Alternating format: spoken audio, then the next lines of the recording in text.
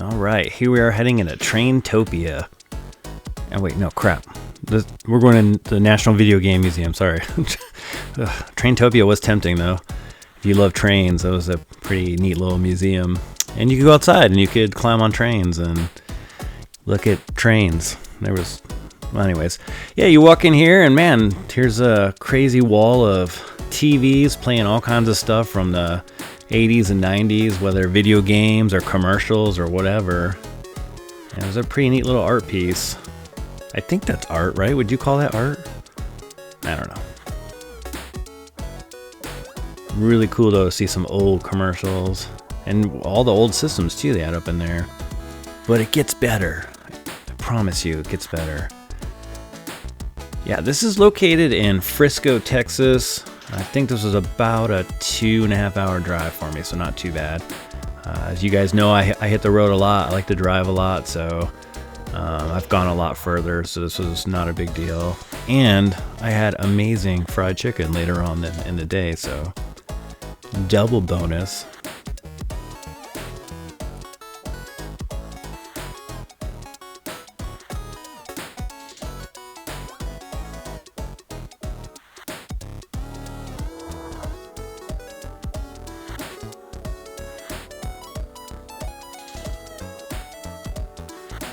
And then that's the gift shop, which of course they want you to exit through so you can unload more money, especially if you brought your kids like I did. We did pick up a few cool things though. I mean, there's some things in there you just want to get. So yeah, I entered right away and look at this, man. Like what timing. I had a video not too long ago. My friend Stephen Haywood from Tech Buzz gave me the Dragon's Lair mini arcade. So as soon as I saw this, I was like, wow, this is crazy timing. Beautiful display though, man. Just the wall art and everything. If you love Dragon's Lair, this is like a little shrine for you. Just don't make it weird though when you get there. Don't bust out like the candles and.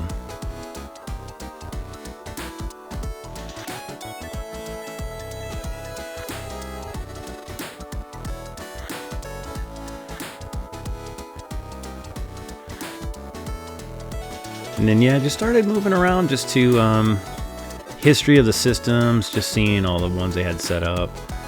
Museum had everything, man. I literally can't put in words how fantastic it was to see all this stuff. It's just an incredible museum, and it's insane. I think it's like $10 again, or like $11. So, and you can spend a lot of time here because there's an arcade in the back. They give you tokens upon entering. You get tokens to go start off playing, and then that's how they lure you in. That sweet Atari display right there. And then yeah, there's a whole free place like area too where you can play all the different consoles and stuff. So they had a store in here. Unfortunately though, it's closing. Everything that was in there was on clearance, but a lot of it was just Intellivision and Atari. I didn't find anything that caught my eye, but unfortunately the store's not going to be there anymore. A lot of the LCD handhelds.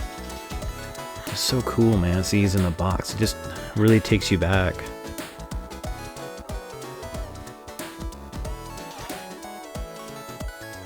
Look at those, man. Dude, I totally had that round Pac-Man one right there. That's why I zoomed in a little bit. I had that. I thought it was from the future.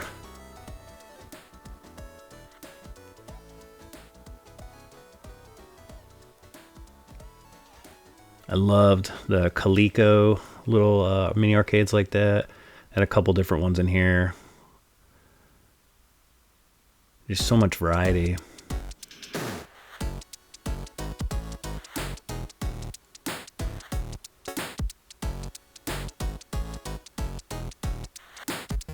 And some lonely handhelds just sitting there. There it is, Pac-Man. A little bit of Game Boys. Game Boy printer, camera.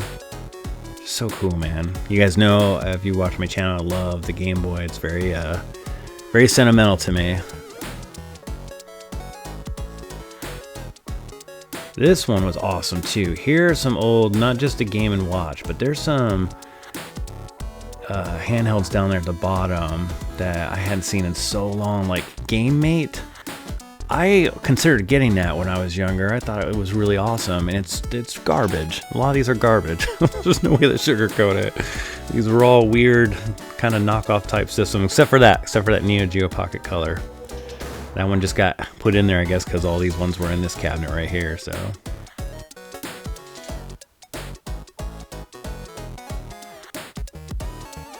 Yeah, dude, the Game & Watches, man. I think what I love most about them is the box art and the boxes more than the actual handhelds themselves. Game.com from Tiger. I had that links up there. Mine was the Batman one, though. There's the Gizmondo. That's an interesting story. You should look that up one day, the history of the Gizmondo. You can go down a few wormholes there.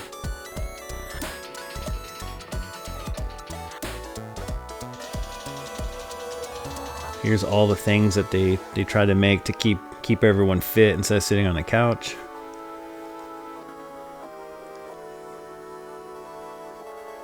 This is all the active stuff right here. Keep you moving. A power glove. That's about all that was good for, is being in a display case. It's so damn cool looking.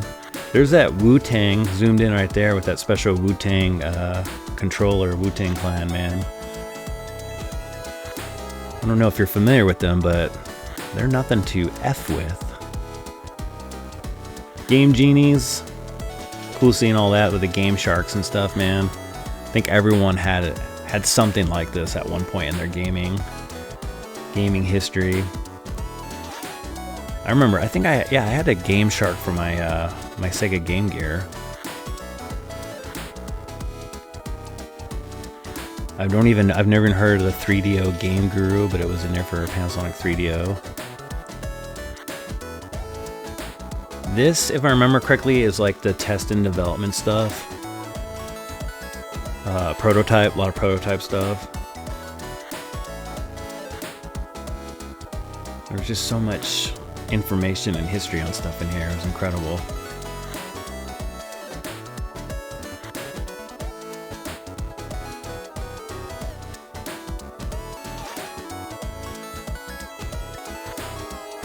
Look at that game right there with the B on it. B52. Don't sleep on that game. I'm telling you, that game is ridiculously fun.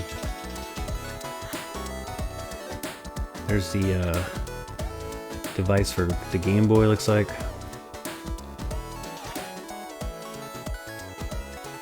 There's so much stuff. I think this is a homebrew area. There's some cool homebrews. If you ever want to play Halo on the Atari 2600 or Duke Nukem, there they are. I did not even know. I mean, I'm somewhat familiar with homebrews, but not enough to know that those existed.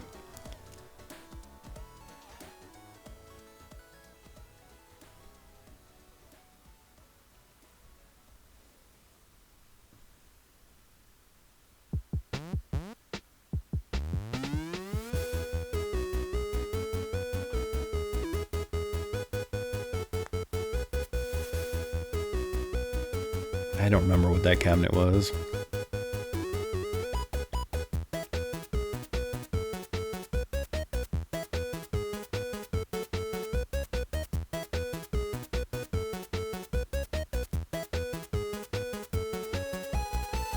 So there's the PlayStation 2, the development system, the test system. There's the Dreamcast.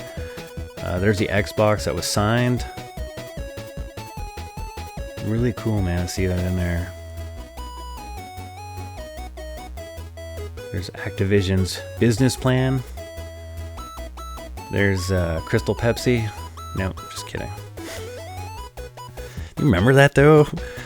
Why the hell did they make Crystal Pepsi? Yeah, these were cool. These are all test and development systems.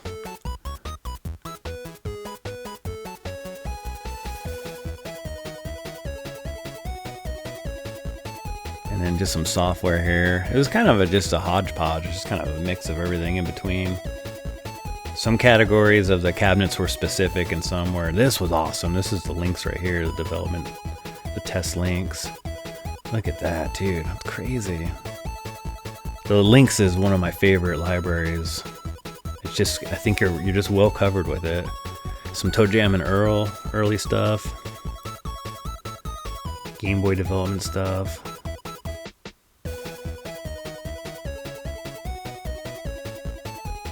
Yeah, just wild.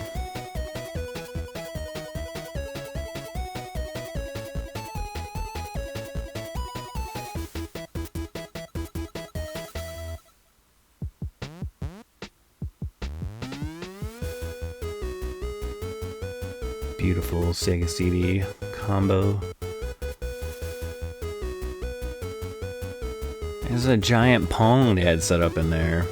Look at those paddles, man. My daughter and I played this, and it was actually a lot harder than I thought it was going to be.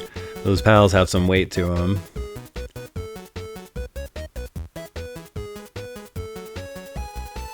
Oh yeah, look at that. Look at that skill.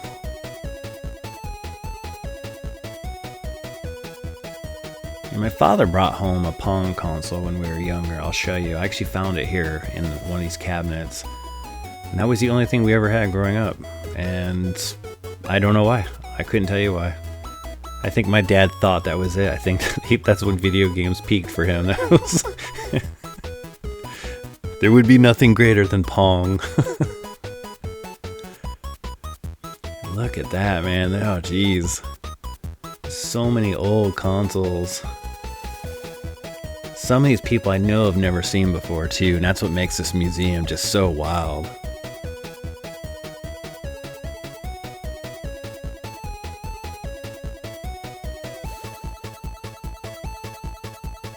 Right there, if you can see right down in that brown one right there, that brown, that's what we had. We had that sports whatever thing, which had like Pong games in it and stuff, if I remember right, or Pong style. I'm pretty sure that was it though, because it looks very, the dials and everything were built in just like that, and it had that wood grain.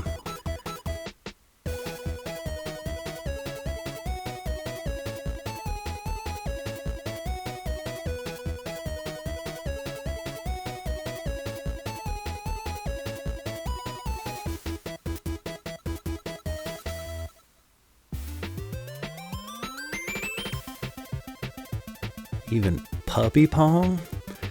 This actually greets you when you first come in, but I kind of went around the other way. I was trying to stay out of people's way. I never like to be in people's way when I'm doing these things, so because they should be enjoying this experience. I have some dumb YouTuber trying to get all this amazing footage. But yeah, I thought this was an awesome display when you first walk in. And then these were cool. This is like all the systems up on the wall, and obviously telling you what they are because the numbers go down to those giant controllers, and you select these systems. You can play them on these little setups down here.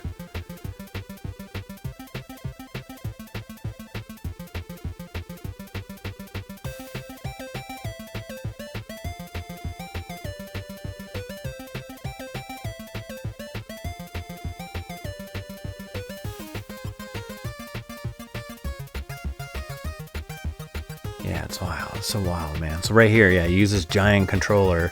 You can select all these different games, which I believe they were doing it through emulation.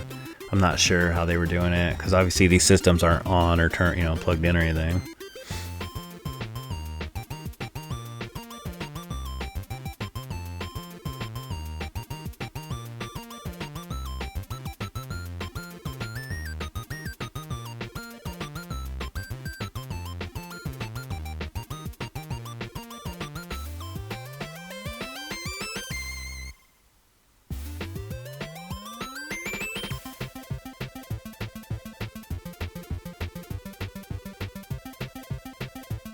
Yeah, see, and then they're all, you just pick them right there on the screen, pick whatever you want to play, and then use this giant ass Super Nintendo controller. Go to work. Started covering some of the art on the wall here. That was kind of when you first walk in. And then over here, this is all the free play area. This is all the systems they have set up that you can just sit down and play games. And it was really cool, man. I tried a few systems that I don't have. And I wouldn't say try them as if I've never tried them. It's just I don't have them at home, so it's kind of fun to play them when you're somewhere else. But I'll show that later.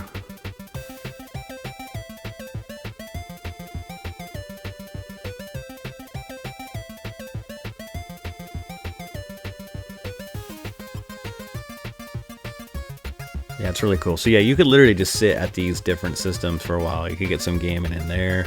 Just kind of pan around a little bit, just kind of show you. It wasn't an incredibly big museum, but I would say for the amount of stuff they had in there. These are all the board games, which I thought was just, I don't know, man. It's awesome, dude. I didn't even know they had this many board games. I mean, how would you, I don't even know how you would play Double Dragon as a board game, so, but there it is.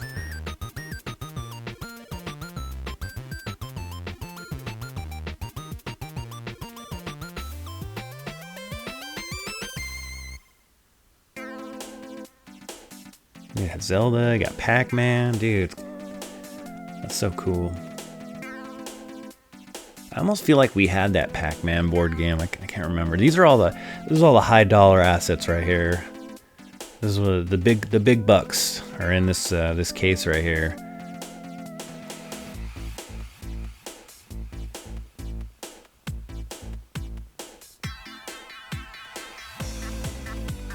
Yeah, pretty cool to see, man. I would definitely never own them again, though. I had some of these at one point, don't have them anymore.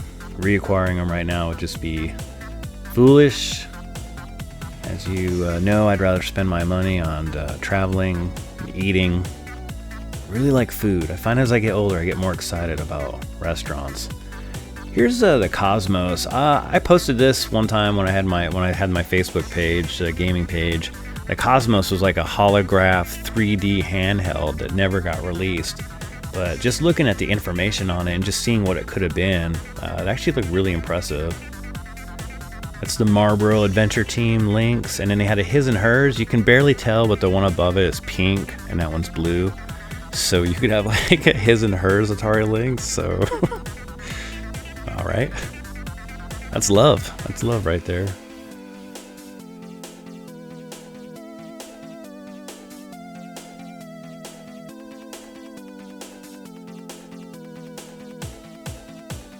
Yeah, I'd never seen that before. Elemental Gearbolt. That gun was gold. Yeah, just really, man, so much interesting stuff in here.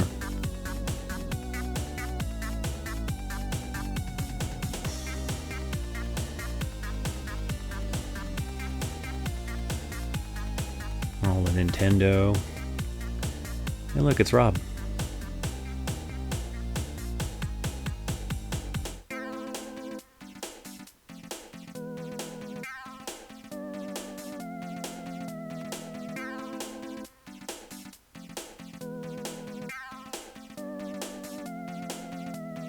Ah, the Virtual Boy.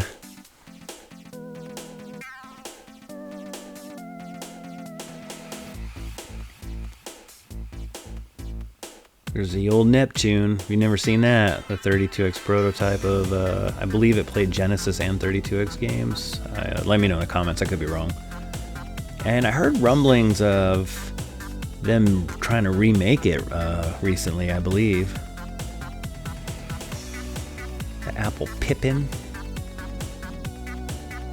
Nomad. Oh yeah, there's a CDX. My God, I had one of those when I was in high school, and would listen. You would use it as a CD player going to school, and then I bring it home. I could game on it.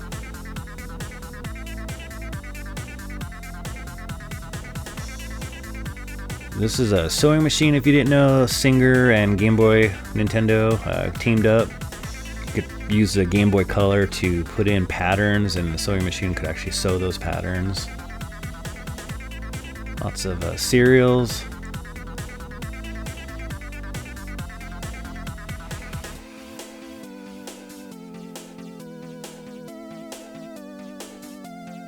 And then, yeah, I didn't know about this either. There was a lot of variant PS2 colors. And they were really impressive. I did know about that Mountain Dew Xbox, though. Pikachu Nintendo.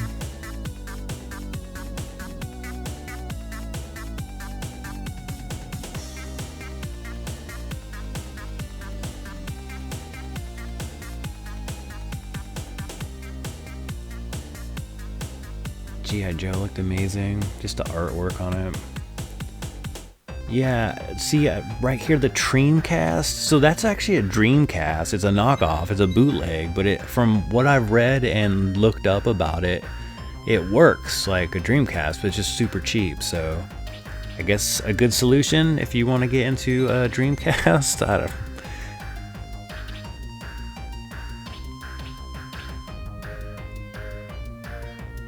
The Hanshin Tigers custom GameCube.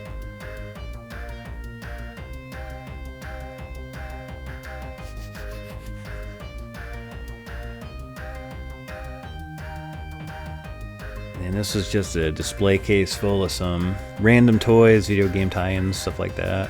This is a really long video, everyone. I apologize, but there's no way I couldn't edit much out of here because I literally just captured everything. So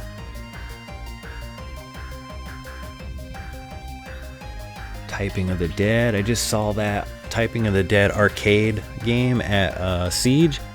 I had no idea there was a Typing of the Dead arcade game. I just thought it was a home port only.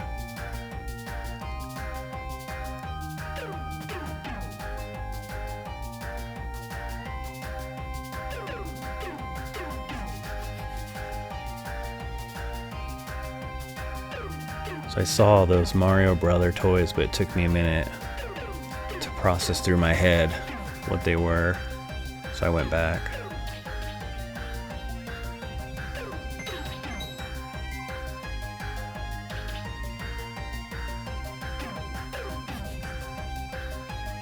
This was probably by far one of my favorite displays. This is the TurboGrafx PC Engine display case. Mostly just TurboGrafx.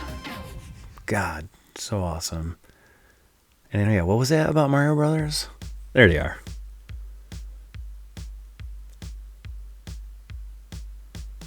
And then this was cool. This is a 80s bedroom set.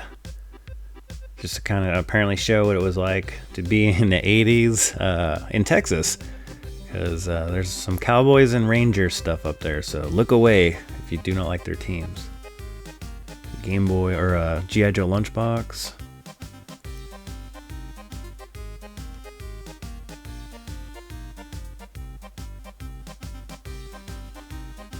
I have that Ferris Bueller poster.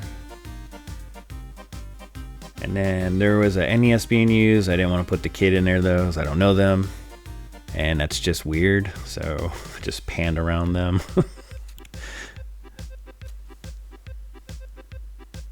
Yeah, dude, that's crazy. And then we got the 70s, 80s style. Look at that wood paneling. All of you right now having cold sweats and flashbacks. Yeah, this is wild. It's like a small living room. Kind of like have you ever seen Cleveland Gaming Classic? They set up like a living room kind of old like that when they promote their show. At least from what I've seen at a couple shows anyways.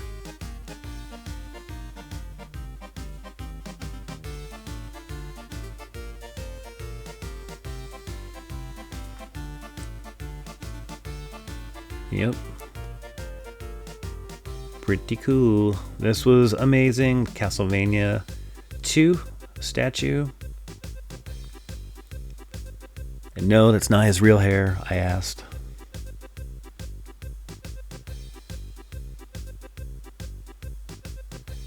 Could you imagine having that piece in your house, man? Good lord. Some more game signs. This leads you into the arcade area in the back. Yeah, dude, I would love to have that. I would definitely have to make room for that.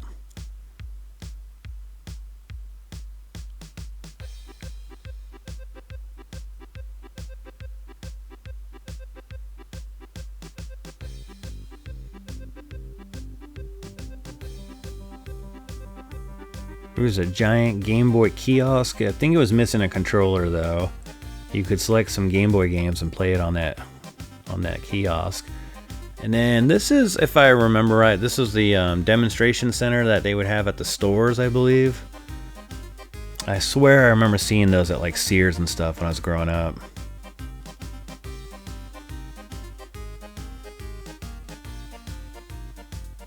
And this right here. Ooh, sweet mamma jamma. The Atari Jaguar kiosk. The kiosk that lured me into the Jaguar when I was younger.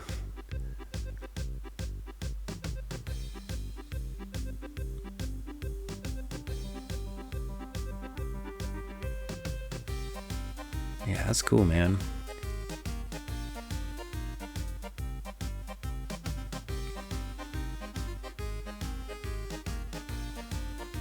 Alright, and then that takes us into the arcade. This one too is really hard to get footage again because I try to at least get the names of the games here. Again, I don't like to bother people or be in anybody's way. Everyone's enjoying themselves, so I just kind of panned around, just kind of give you a little view of what the room was like.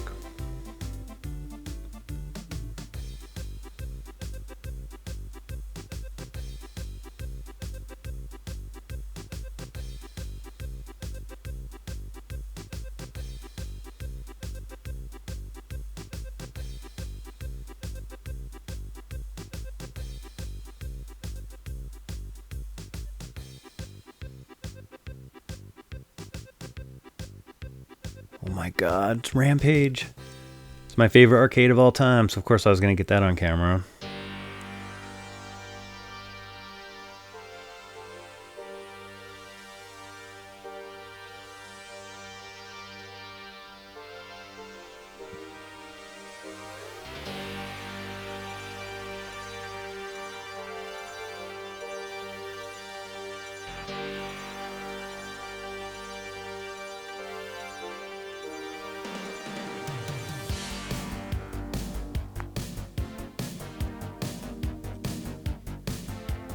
Alright, and then back out, a couple more display areas.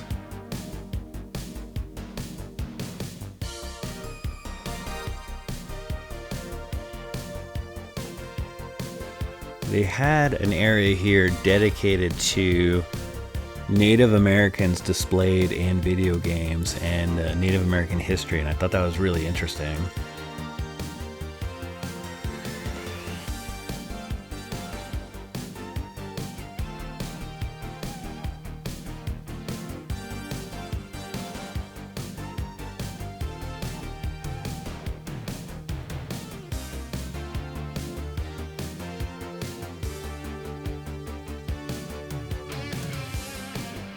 There was a lot of information on it. It was very, personally I thought it was very well done, so.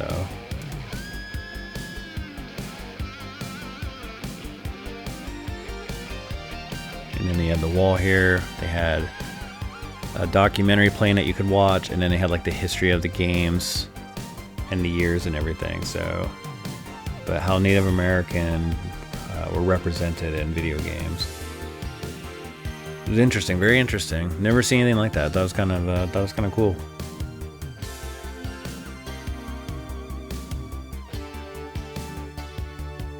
All right, you Pokemon fans, calm down, calm down.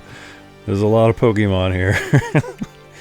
This is something I've never gotten into. I think it missed me because I'm 48, and so during this time when Pokemon was big, I was off somewhere in the military, and it just didn't resonate with me. I don't know, just other things were going on, so I don't hate it. I don't dislike it or anything like that. I just never got into it. But it's clearly quite popular. It's probably good too. I probably saved a buttload of money not being involved with this.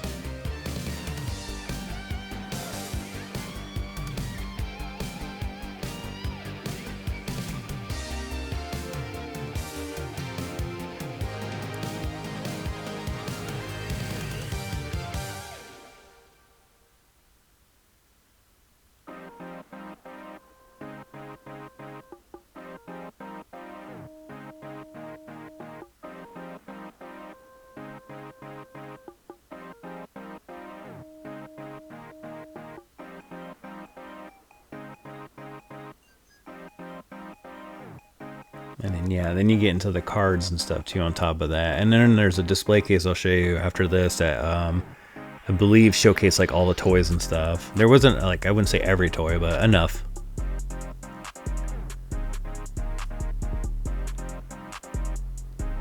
I'm guessing they didn't catch them all. Ba-dum-ts.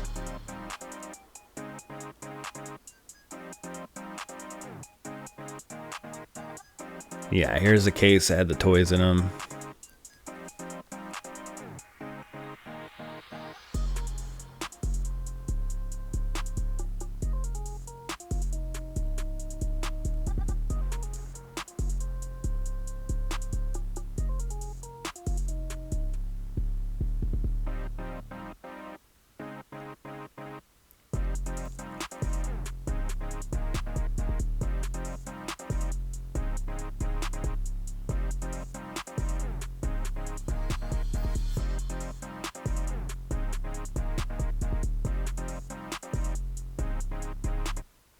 All right, and then this is one of the last areas. All the older computer style systems. Some I have no clue. I have no idea what they were. We didn't grow up with a lot of this, so I've been learning slowly about stuff. I would say, as much as I love the Amiga, I didn't even get into the Amiga until way later. I mean, it's just one of those things I got into when I was older and had money and could just look into stuff myself. So, but yeah, we didn't have Apple or we didn't have anything. We didn't Atari, nothing. Like I said, we had Pong, and then that was it. The next time I got anything when I was a kid was the Game Boy. So, and that's not a slight against my folks or anything. Just I don't know. I don't think any of us kids really expressed interest or anything when we went to the store. I was so heavily into G.I. Joe and Transformers and He-Man and going outside and playing, sports with my friends, skateboarding, biking. Childhood was just, to me, was more than just, video games. Video games were more for days of just when you couldn't go do something, really. And here's me trying out the free play. Just trying some of the different consoles out, just cause. Big shout out to my daughter Natalia, who was the camera lady at the time. And by camera, I mean my phone.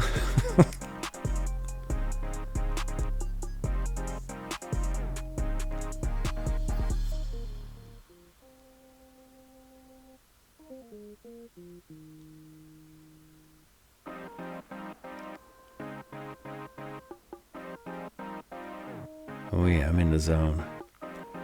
TurboGrafx again. I don't own one. I do have a Turbo Express, and I do have a EverDrive cartridge that has a lot of titles on there.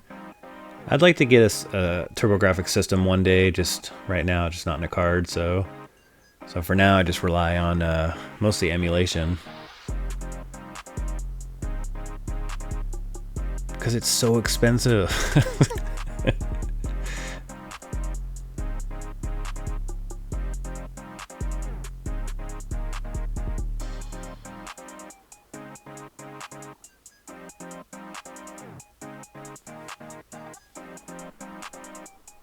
Yeah, that's pretty much it, everyone. I appreciate you all watching, and we'll see you on the next vid. I'm just gonna go ahead and let this play out and enjoy the background music.